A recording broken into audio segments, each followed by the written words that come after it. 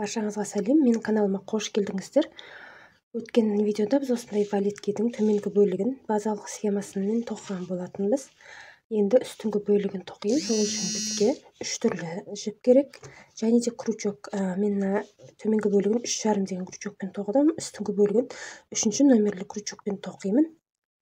Бұл арнайы тунистік крючок, бірақ кәдімгі крючокпен тоқысаңыз да болады. Үстіңгі бөлігін тунистік әдіспен тоқимыз. Алдыңғы бөлігін біз осындай гүлдің суретімен тоқитын боламыз. Мен алдын ала өстіп қағазға сызып алдым. Балеткейдің алдыңғы 9 ілмегін белгілеп аламыз. Ортаңғы мұқият болыңыздар, былай қарай немесе былай қарай кетіп қалмауы керек. Осылай белгілеп алдым. Егер нақты ортасына түспей жатса, мына жағынан, өкше жағынан бір ілмек қысқартсаңыздар болады былайынан. Осылай белгілеп алдық. Енді осыдан бастаймыз.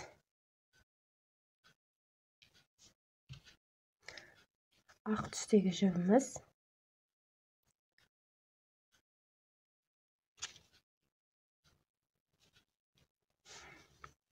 Бірінші белгілеген ілмектен өткіздім. Келесі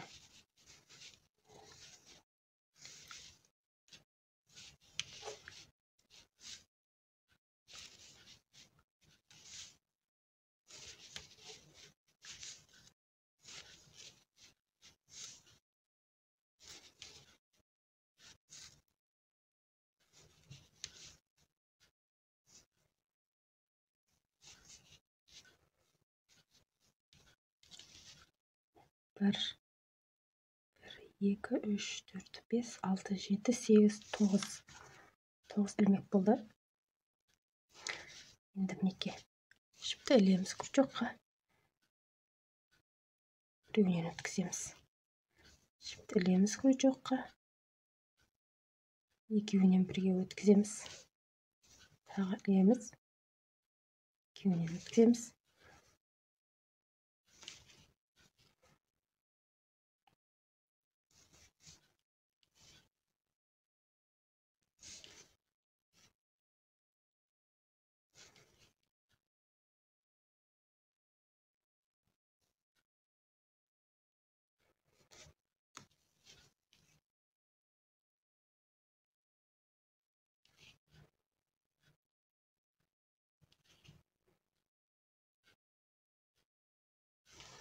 Міне, бұл біздің бірінші қатарымыз.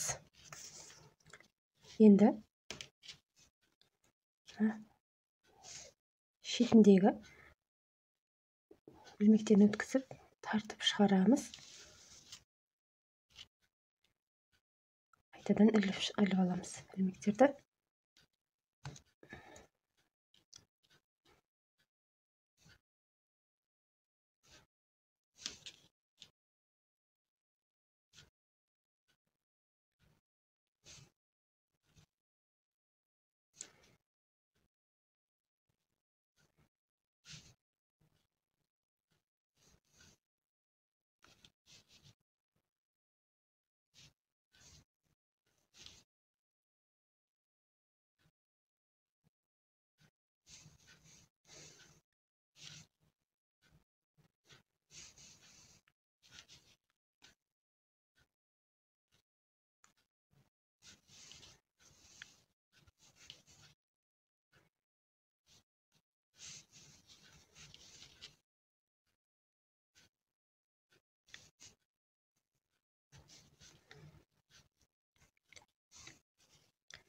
Бұдан да мына шетінен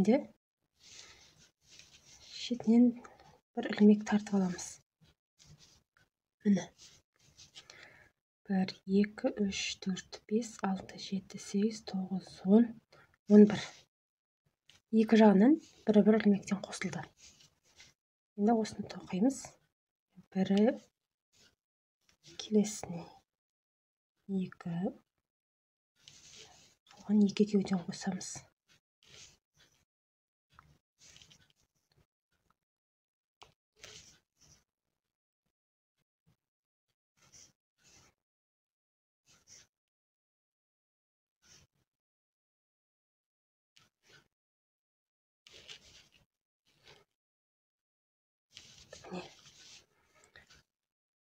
2, 3, 4, 5, 6, 7, 8, 9, 10, 11. 2, 3, 4, 5. 1, 2, 3, 4, 5. Ортаңғысын белгілеп аламыз.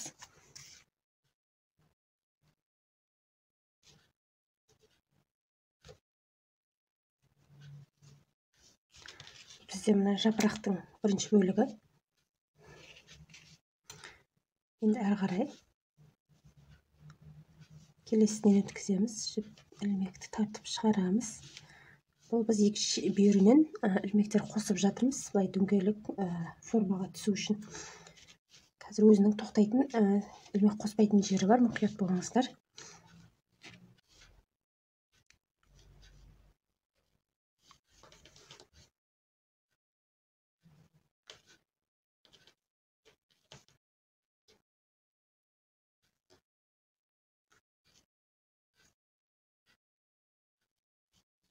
Санап отырыңыздар, мынандай қалып қоймасын арасында ілмектер.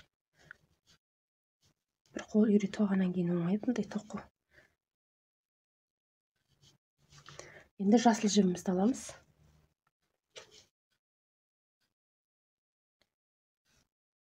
Белгілеген жерге жасыл жіпті тоқимыз. Қайттан ақ жіп.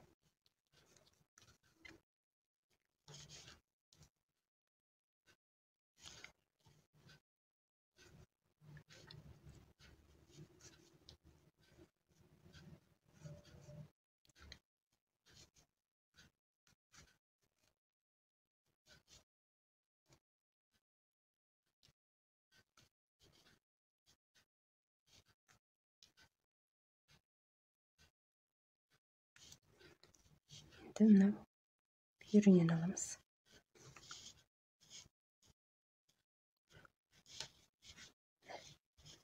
Кері қарай қайтамыз. 1, 2, 3, 4, 5. Жасыл жіпке жасылды аламыз.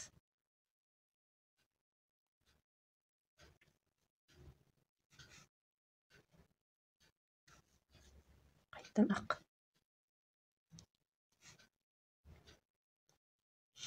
7, 8, 9, 10, 11.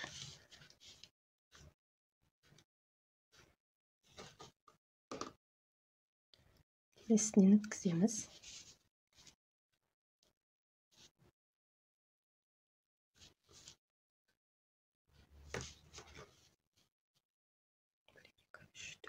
Алты, 7, 8, 9, 10, 11.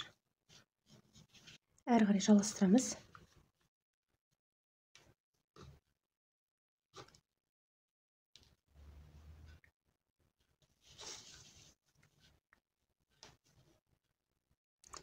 Мына жерде біз жасыл жіп жапырақты тоқып бастаймыз. Жасыл.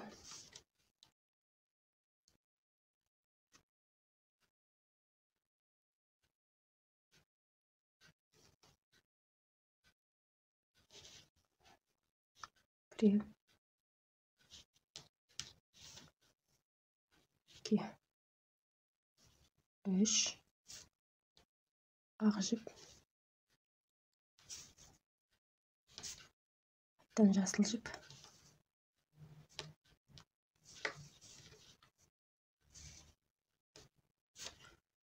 Тағы да ақ жіп.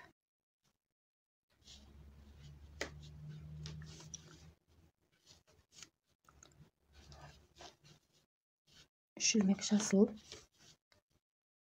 1, 2,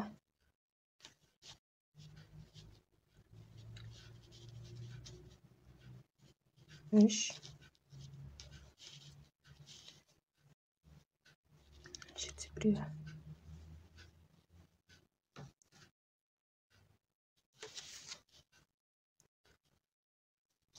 Ақ. Және шет жағынан біреуі. міне осындай болды. Енді кері қарай тоқимыз.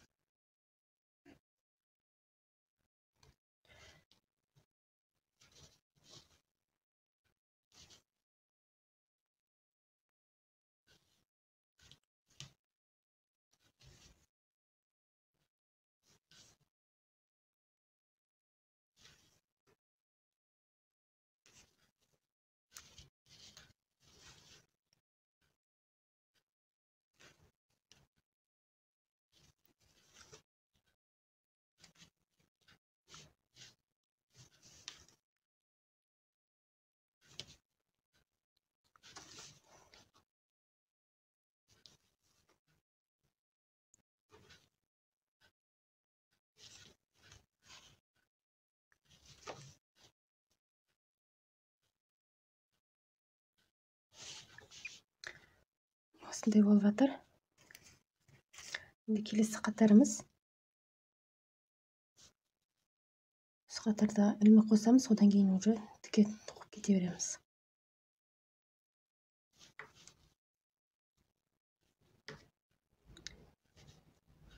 Ақ,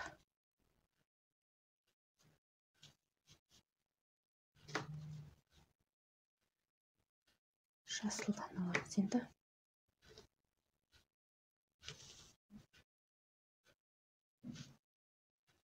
Бір,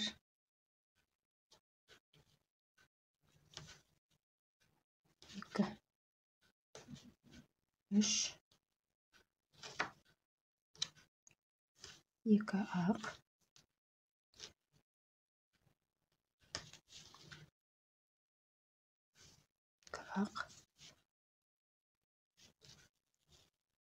жасыл, екі ақ,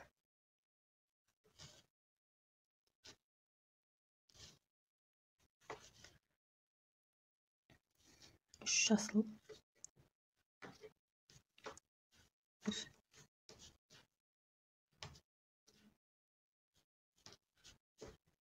екі,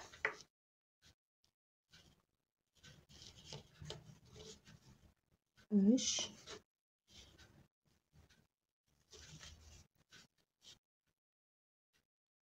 шеткісі.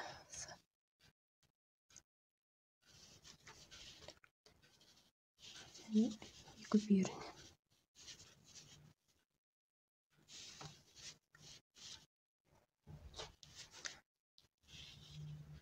Бір, екі, үш, төрт, бес, алты, жеті, сегіз, тоғыз, 10, 11, 12, 13, 14, 15.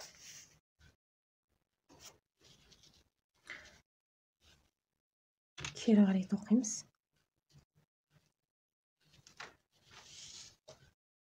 Біреуі.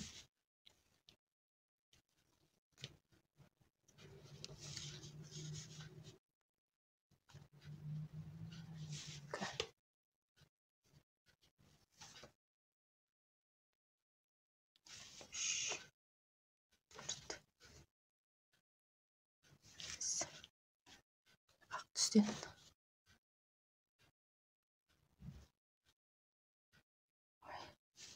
Ақ түстен.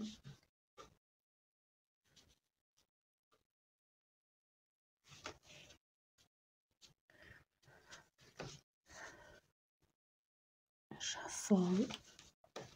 Қайтадан. Ақ. Жасыл.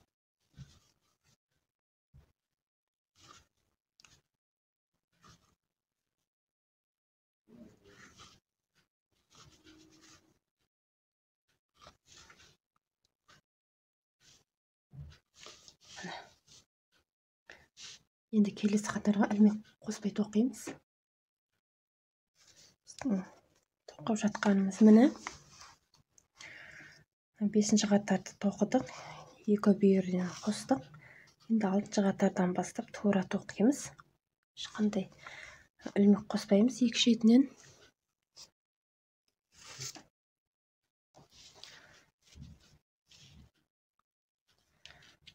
Осылай алдық. Мынаны тастап кетеміз, бүйіріндегіні. Схема бойынша жасыл тоқимыз бұл жерге. жасылдан біреу,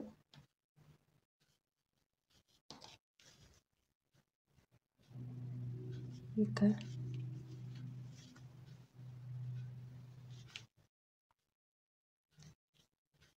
үш, екі ақ,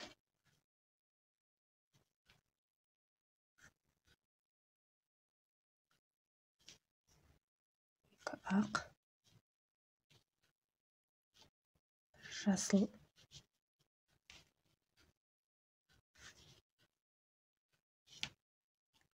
ақ, жасылдың үстіне ақ тоқимыз енді. Тағы да жасыл,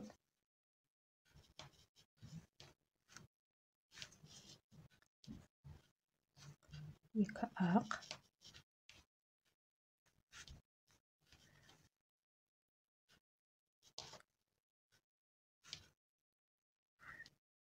үш жасыл,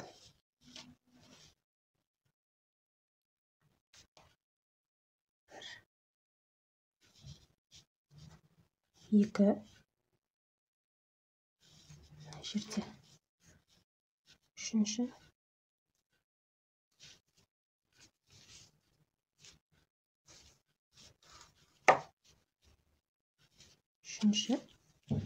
және бүйіріне ақ.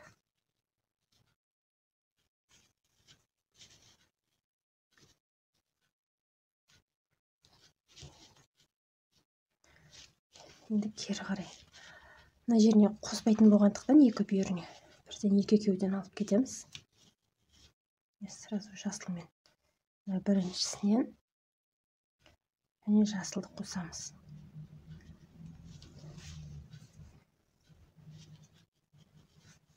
Ой, жасыл екен ғой.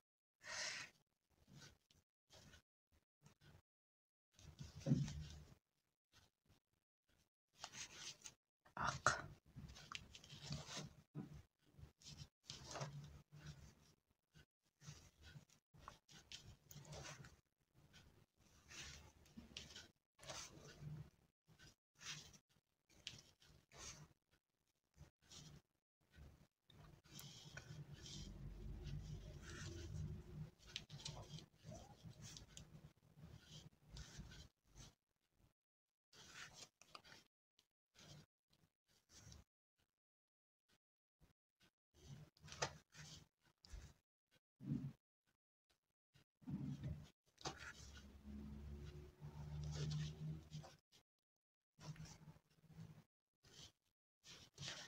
Осылай. Жетінші қатарымыз.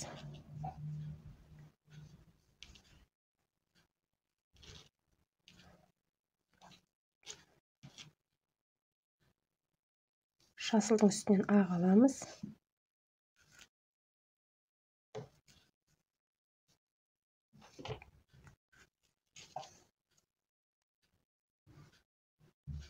Ақтың үстінен ақ аламыз. Келесі жасыл.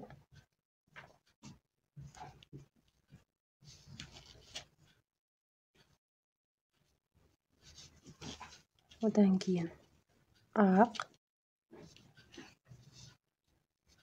Одан кейін жасыл. Ортаңғы жасыл. Одан кейін ақ. Одан кейін жасыл.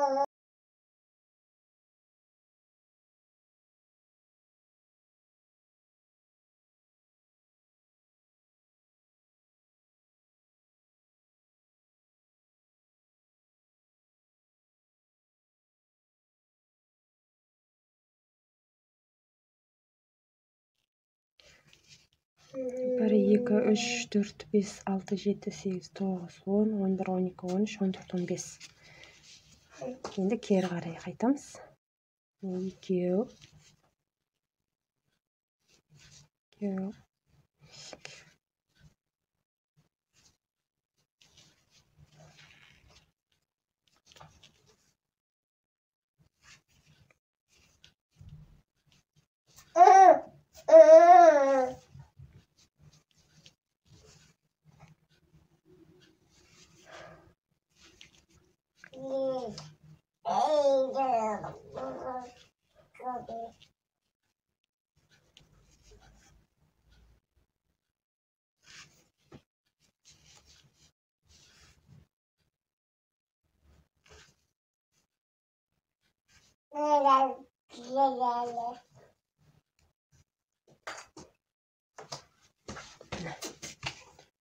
Енді әрі қарай бөлін тоқимыз қызыл жіппен.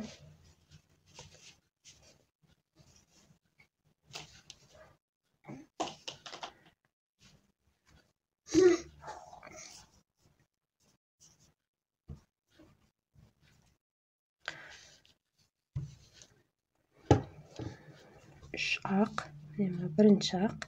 Мынаны қалдырып кетеміз, қоспаймыз, ілмек. Екі.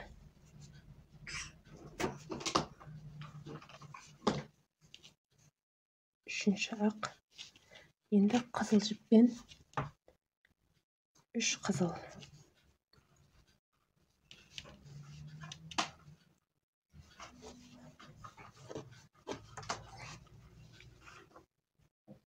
Бірінші, екінші,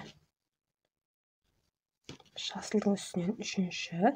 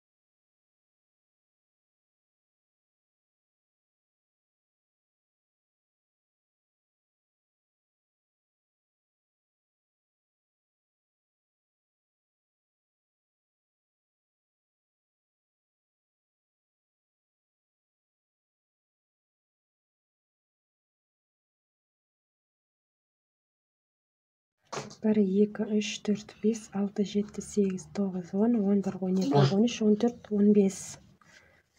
Әр қатарда санап отыру керек, қалып қоймас үшін. Қият болмастар. Енді кері қарай тоқимыз.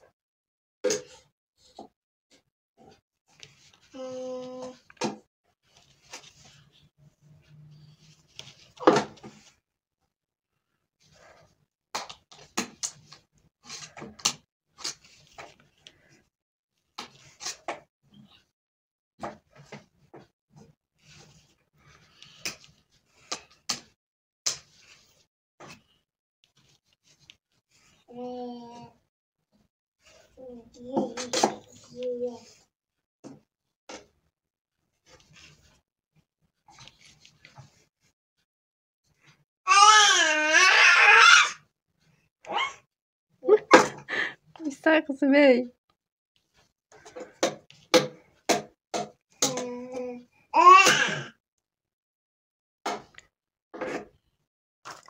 Mine biz қызылмен 8-ші қатарда тоқып болдық. Енді әрі қарай тағы да 8 қатарымыз бар. Осыны міне скриншоттап алыңыздар. Осы гүлді тоқим десеңіздер, осы әдіспен тоқып бітіреміз.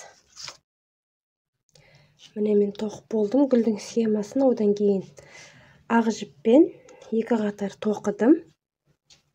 Осы жерде ақ жіпті қиып тастаймыз. Бізге ол енді керек емес.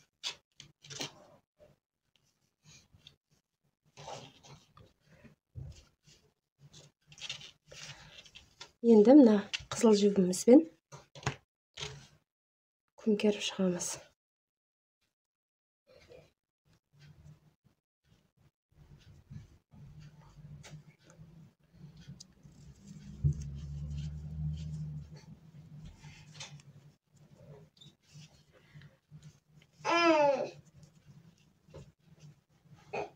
Бұрышына келдік.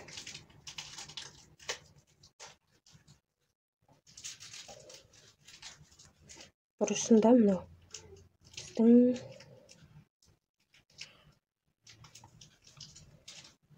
іліп алған ақ жіппен ілінген ілмектің жанындағына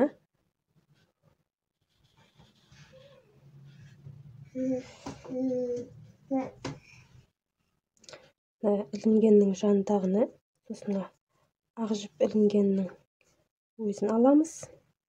Және мына жерден өткіземіз. Көжекті жіпті тартып шығарамыз. Осыны қосамыз.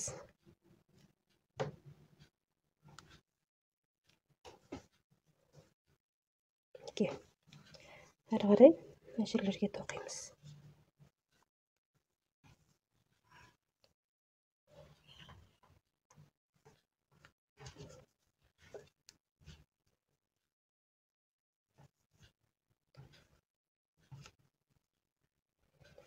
Осылай тоқып кетеміз да, мына жерде мынаған симметриялы етіп мынаны қосамыз. Мынаның өзін, біздің ақ жіп ілінгенді. Сосын мынау ақ жіп ілінгеннің жанындағы мына ілмекті үшеуін қосып тоқимыз тоже. Міне бізде осындай балетке дайын болды. 37-38 размер. Үстіңгі жағына басқа суретте тоқуға болады. Немесе мотив тоқып салуға да болады.